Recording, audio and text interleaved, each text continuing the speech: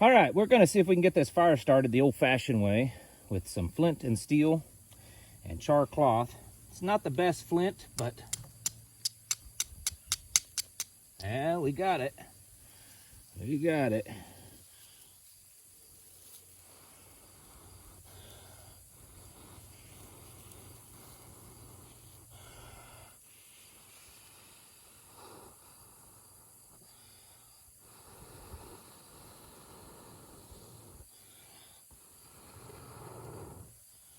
All right.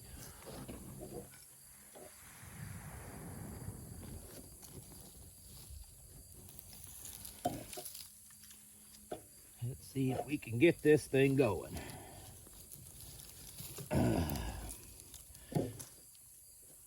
There we go.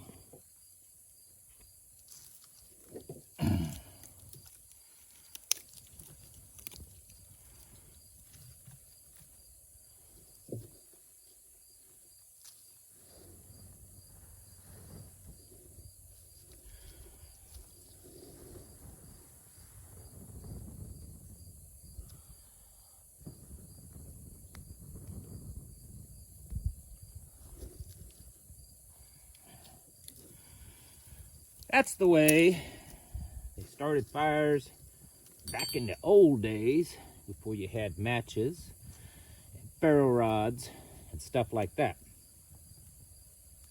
Hi folks, welcome to the Prepared Homestead. This is Travis. Thank you all for stopping by to watch. Wanted to show you something. Obviously, you probably saw where I started the fire with flint and steel. That is an old-fashioned way of doing it, old mountain man kind of way of doing it. Still works, still applicable today, and yes, I keep flint and steel and charred cloth in my survival kit, along with, you know, lighters and big lighters and matches and ferrocerium rods and stuff like that. But this stuff works, and maybe someday I'll show you how to make charred cloth. It's super easy. You don't have to have a steel like this, okay? You can get these, but you don't have to. You can use a bushcraft knife like this, as long as, sounds like helicopters spying on me. They don't want me to teach you about bushcraft. Anyways, get you a good bushcraft knife that the back edge has a good sharp kind of edge to it. If you can peel the top of your nail off, then it's a good enough sharp edge that you can use this as a striker. So there's that. Anyways, this is not why I'm making today's video. Today's video, I want to show you how to make candles. Now, of course, you don't have to make them. Whew, this log is not comfortable, so apologize for scooting around. You don't have to make them on an open fire like this. I'm doing this because it's fun, and it's beautiful out here down by the creek. You could do this certainly in your kitchen, and you can use normal candle making, got stuff over here, can't find it, stuff, okay?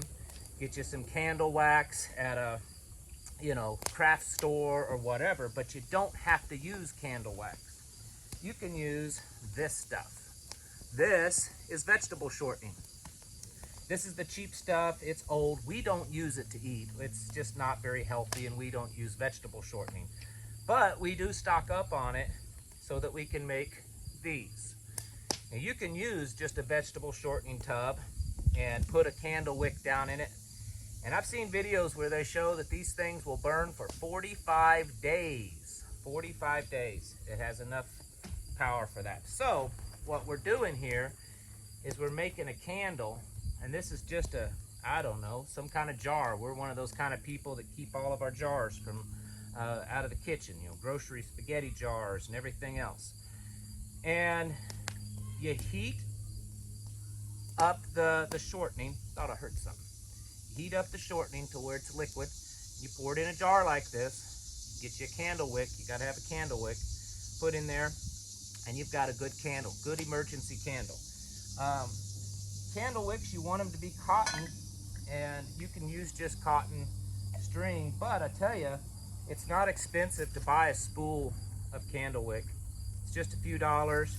Get a little kit, candle making kit. This is 200 feet of candle wick, and you know, I buy a few of these and keep them on the shelf, and along with stuff like this. And of course I do buy candles, you know, actual real candles. I buy, like, you know, wedding votive candles, emergency candles, because all the stuff that's going on, talking about electricity, you know, being shut off and everything, and you just never know. But I want to show you today how to make your own candle out of vegetable shortening. It's not that hard. Been kind of waiting for this fire to burn down, and we will get started on it. Get this kind of ready. All right, I have here trusty, old, kind of rusty. This is just one that we use for this kind of stuff, and it's got sand in it now. Let's put this on here, see if we can get that to heat up. Now, I don't know if you can see me or not. From this point, it's pretty easy. You're just gonna put your shortening in there and let it melt, but let me show you how to get your candle set up. All right, can you see me? It's an old jar. Take your candle wick. This one comes because it's a kit. It's got the little metal things at the bottom. Tie it off. Then take the other end and tie it to a little stick. Set it in there. You want that to get to the bottom. And then you roll it up on that stick to where it's standing straight up. It's hard to do this one-handed. Get it to about right there is good enough. What that does is that helps keep that wick standing straight up. Maybe fire's hot enough. We'll see. We're going to put some shortening in there. Of course, the smoke has to get right in my eyes.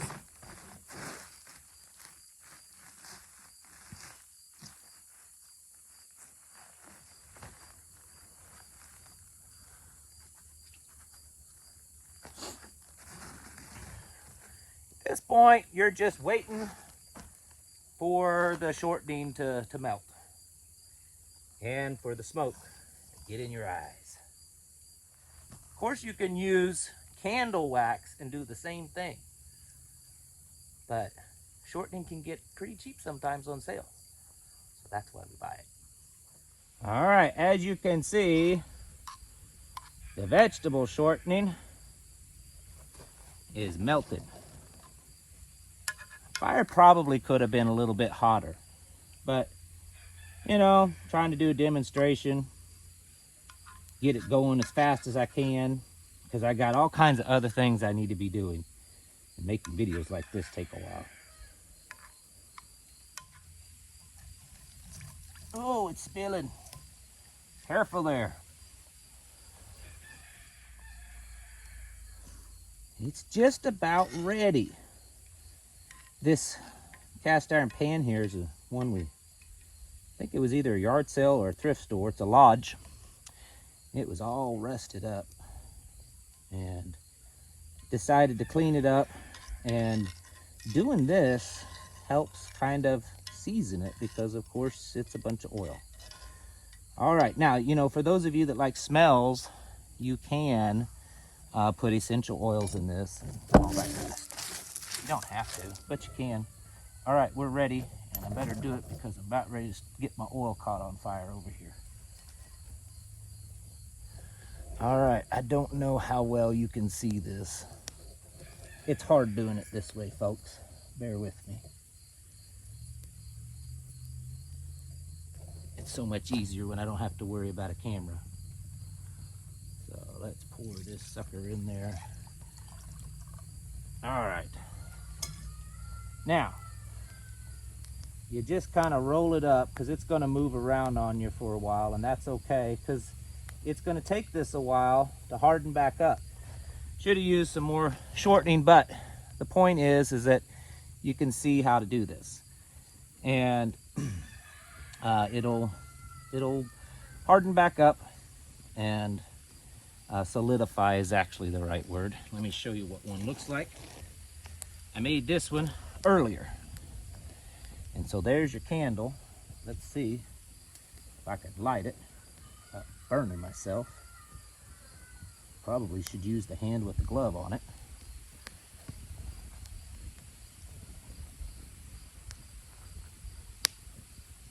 Well, that's not working.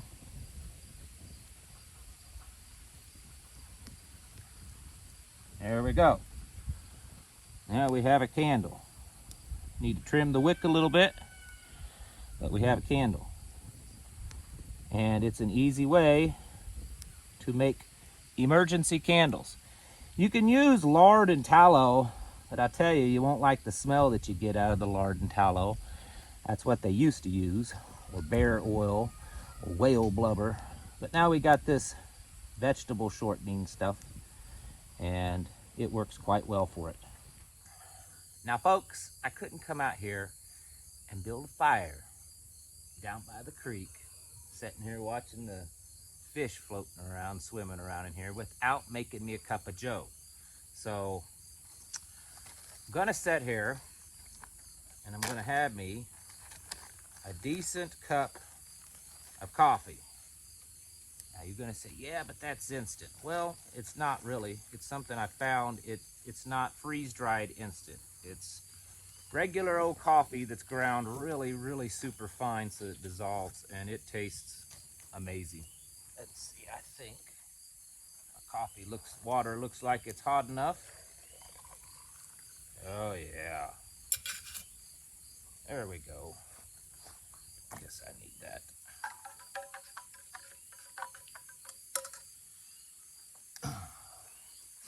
Folks, yes, you gotta show you that. This world is crazy.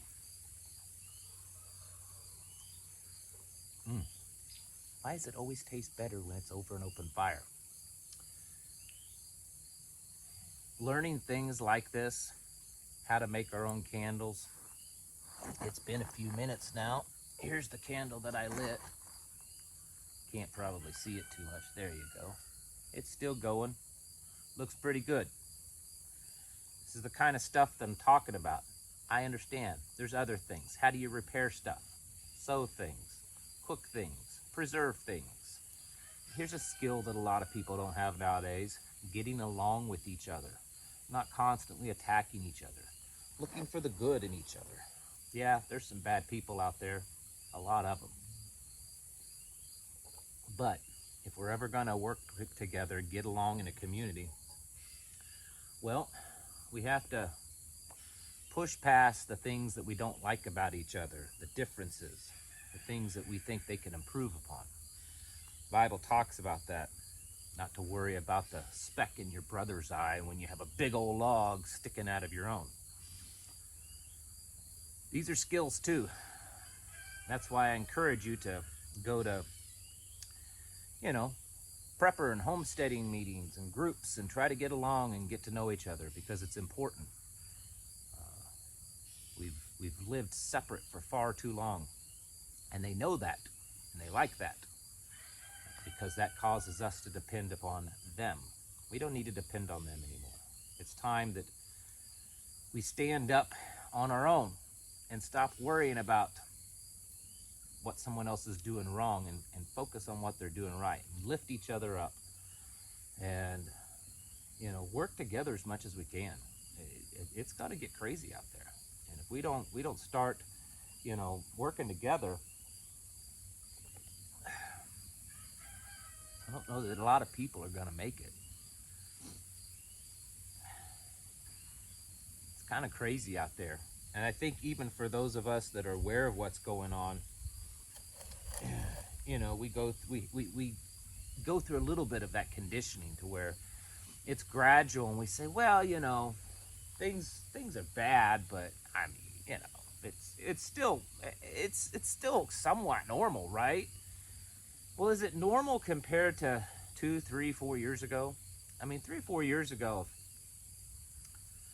one political party was using the authority and the power of the government to go around and bang on the other political party's doors and haul them off and seize their property. We'd think that was pretty bad. 3 or 4 years ago, if someone had told you the government's going to come in and force millions and millions of private business owners to shut their doors and go under, lose their businesses, possibly lose their homes. A few years ago, if someone had told a lot of you that the government's going to try to force everyone to put this stuff in their body and tell everyone it's safe, when what it's doing is actually making them sick and dying. A lot of you would have laughed and said, absolutely never. And yet look where we're at today, where we watch inflation numbers just continue to climb. When you go to the grocery store, everything's more and more expensive. And yet the president stands up and tells you, oh, it's all part of your imagination. It's actually really good. It's the greatest economy ever. It's just all in your head, folks. Yeah, that's the world we live in, and it's going to get worse. When I say worse, I mean a lot worse. I mean, I'm not making a prediction. I'm just going by history, the Bible says, and just how things are going. I don't think it's just going to turn around real soon and be okay. Learning skills like what I just demonstrated you, which is super simple. I mean, this is nothing that makes anyone special learning how to do this. But being able to do it is just one of the many steps in becoming more and more self-sufficient. Now, of course, we could go into how to harvest your own wax because, are you going to have an unlimited supply of vegetable shortening? I mean, I guess you could. The stuff lasts a long time if you're not planning on eating it. Maybe it go rancid, but it'll still be a waxy substance that you can burn in a candle. But you can also raise bees and collect your own wax in that way. Or use tallow or lard. The fact is that we have to get out of our comfort zones, okay? We've lived in a country too long that has caused us to be comfortable, soft, and weak. And we have to get back to what we're meant to be doing, and that's working by the sweat of our brow and having the responsibility of our own lives and our families' lives back into our own hands. That's what we need to be doing. Folks, it's time to get your houses in order. Prepare yourselves mentally, physically, and spiritually. Thanks for watching. I'll catch you in the next video.